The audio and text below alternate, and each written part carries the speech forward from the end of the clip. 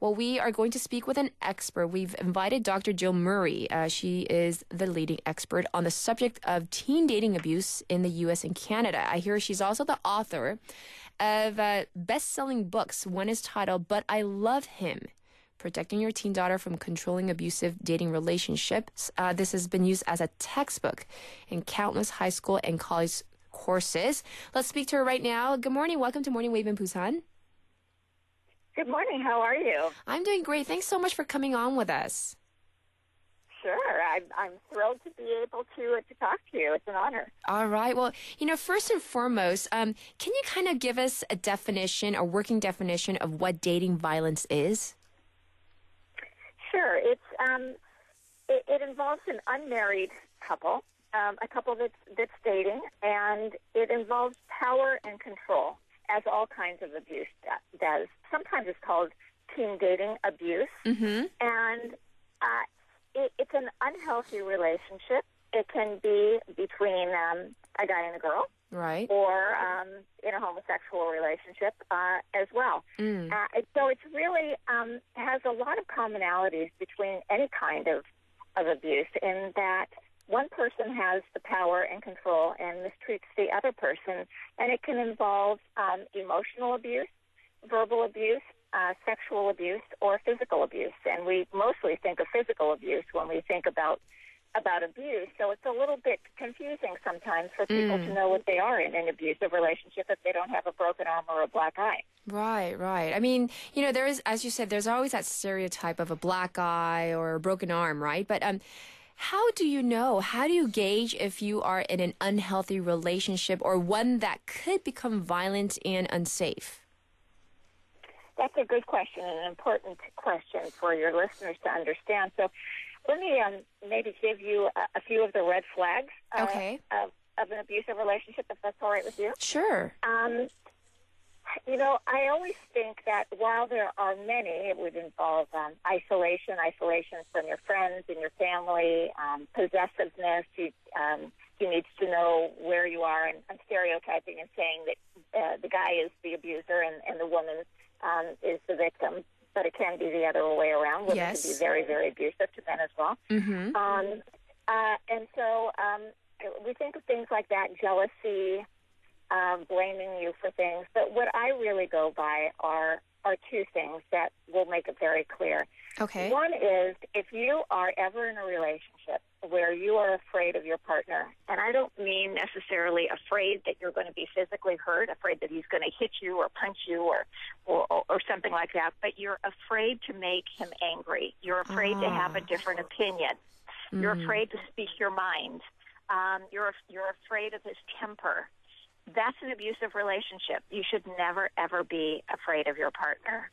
So that's one way. If you live with a lot of fear, a fear of making a mistake, afraid of looking stupid, afraid of, telling the truth, any of these fears, that's an abusive relationship. And the other one would be if you spend time crying in your relationship. If you are on the phone with your partner and you're begging, pleading, apologizing, maybe for things you've never done, you're crying, you're sad about your relationship, you're worried, you're made to feel bad, and you're crying and you're feeling badly about yourself and you're worried constantly, that's an abusive relationship, because a relationship, a healthy relationship, should make you feel better about yourself and better about the world, and should make you feel happier. There shouldn't ever be a reason to be crying about your relationship. So those are really the two big ones that I think of. Ah, yes. What about in terms of age? Does this only affect teenagers, or does it also cross into people in their 20s and 30s and beyond?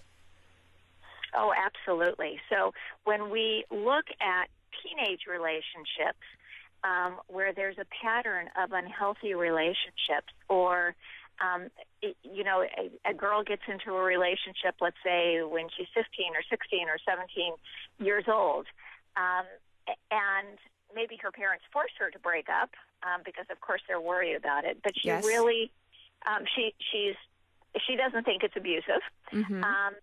And then she goes on to find another abuser. What we're really worried about are future abusive, domestic violence relationships. Right. in college, a lot of kids go away to college, go away to school. This is where it happens a tremendous amount. So a lot of times you'll see girls particularly that are their first year in college or second year of college, and maybe it's their first time living away from home. So there's really not a lot of supervision, and there's a lot of freedom. And parents don't know everything that's going on all of the time. Yes. And this is when a lot of it occurs. So college age is a big time, and there's oftentimes drinking that goes along, with sort of college hysterics. Right. And while drugs and alcohol don't cause dating violence,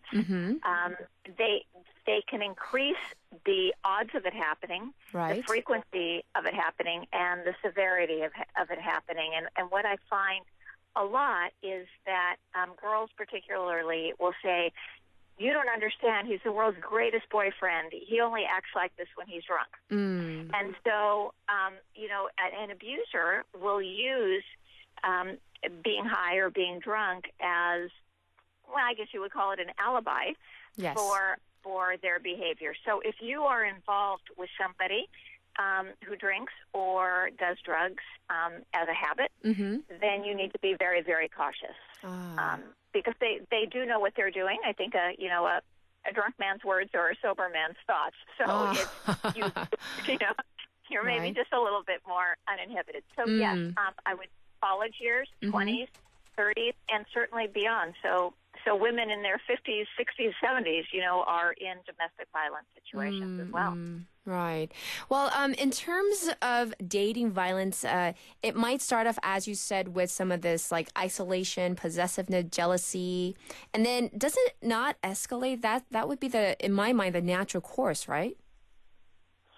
Yes, although it's not necessarily true. So what we know for sure is that every physically violent relationship has had a history of verbal and emotional abuse beforehand. It's a big line to cross to start hurting somebody physically, but it's not necessarily true that every emotional and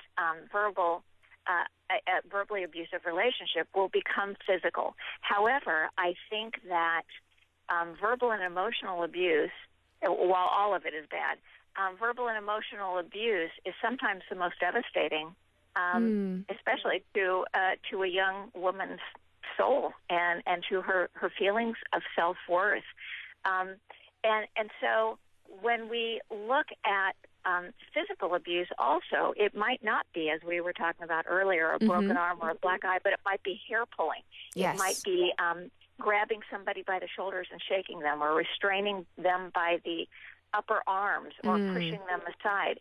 Things that don't leave big bruises and broken bones and things like this. Yes. Sometimes it could be not letting somebody leave a room when there's an argument. The person wants to leave, and the abuser stands in the doorway and says, "You're not going anywhere."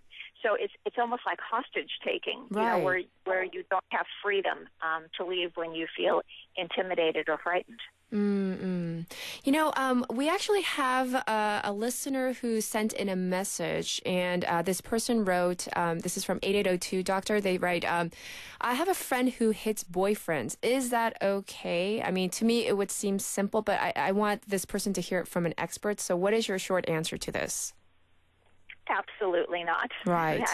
That is my short answer. Abuse is abuse. It doesn't matter. If it's a girl being mean to a girl, and we've all known mean girls in our lives, right? When we were younger, or in high school, or in college, or maybe as adults too. And girls oftentimes grow up to be mean women. So it doesn't matter if it's a girl abusing a girl abusing a guy abusing a girl. It's all bad, and it's all wrong. And I think that part of our problem in our culture now is, and I'm not familiar, since I live in Southern California in the United States, I can only speak to American culture, but we have a lot of reality shows on TV and music videos and things like that really encourage bad behavior. And it shows, girls being mean to girls being violent to boys, where it all looks normal and it all looks, these kinds of relationships, you get a lot of attention from them, which I think increases the idea that it's okay for girls to be mean to guys because, it means that we're strong and we're powerful and, we're rock stars. It's not. It's bad behavior. Right. And it's abusive. It is. We have one more comment that I do want to address to you because it goes perfectly into our next question. A person on our app comment board said, from G'day says, I have a personal story in this. I was once involved in dating violence, but fortunately it did not escalate to physical violence, but he was so very controlling and obsessive. And whenever I tried to get out, he wanted to hurt me. It was really a difficult time for me. And it only stopped after I told my parents and they met with his parents, and she wants to say that we can all get out of it.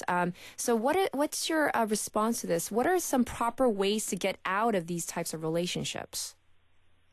Well, I think that's a great letter because a lot of times parents are completely oblivious to what's going on. Most times they're completely oblivious to what goes on. Yes. We all text each other all the time now, and texting is a great tool for abusers. They could be texting, your child at 4 o'clock in the morning, and you wouldn't know. And they could be texting them all day long, or they can take a vacation in Fiji, and they can be texting them and saying bad things to them all the time. So a lot of times parents are not in the know about what's going on, and especially girls will make excuses for her boyfriend's behavior or keep it very secret. Yes. So parents don't really know. It's wonderful when parents decide to get involved and speak to the partner's parents and say, this is not going to happen anymore.